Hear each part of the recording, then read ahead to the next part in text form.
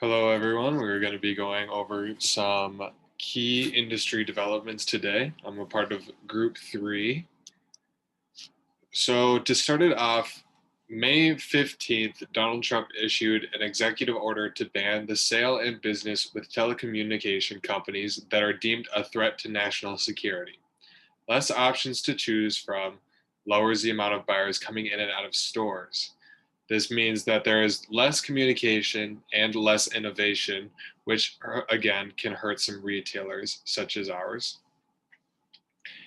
5G, there has been some problems with parties of people believing that it can cause health issues and other problems. Phones capable of 5G the sales may slow down if these false narratives keep being spread by these different political parties.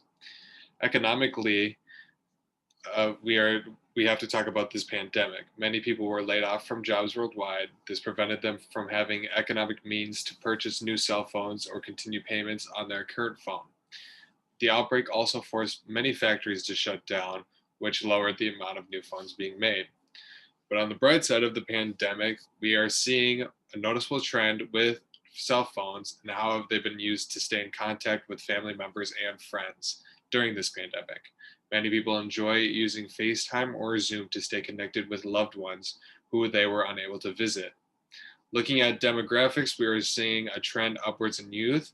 The graph to your right of your screen here, you see different ages and the percentage of teens who own cell phones. One in 2004, one in 2006, one in 2008. This graph is a bit older, but there has been no indication that this is really changing at all. It's a bit anecdotal, but my nephew, who is age 10, just got his first phone.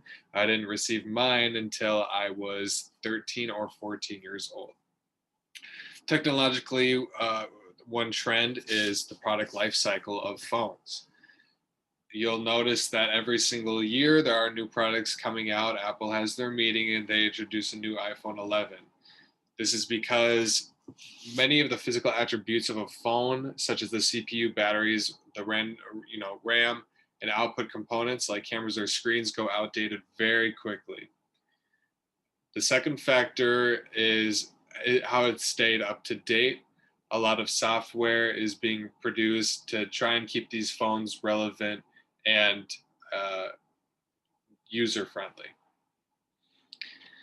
Now, in conclusion, our analysis has found influences of political, economic, social, and technological segments have created negative and positive changes and trends within the smartphone sector.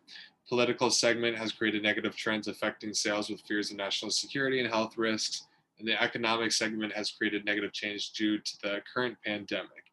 However, on the positive side, and there is positivity, cell phones have become more accessible to those younger users and older users, more reliable and easier to operate. During the pandemic, we have been able to keep in touch through the use of cell phone, and we are able to continue to do our jobs and work due to cell phones and other technology as well. So overall, it is looking up. I want to thank you today for tuning into my presentation. Here are some of our sources as well. And thank you again.